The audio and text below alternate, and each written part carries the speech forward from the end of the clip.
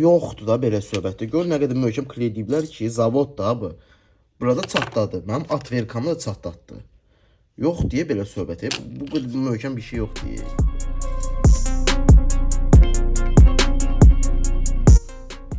Gördüyünüz kimi bunu yonmuşam. Matlaşıb. Əslində belə xrom olur. Artıq bizə xrom lazım deyil. Çünki həm də qalındır. Onun üçün bunu nazikləşdirib belə bir yonma iş yapardım. İndi görüm nazikləşdirə biləcəm yoxsa yox.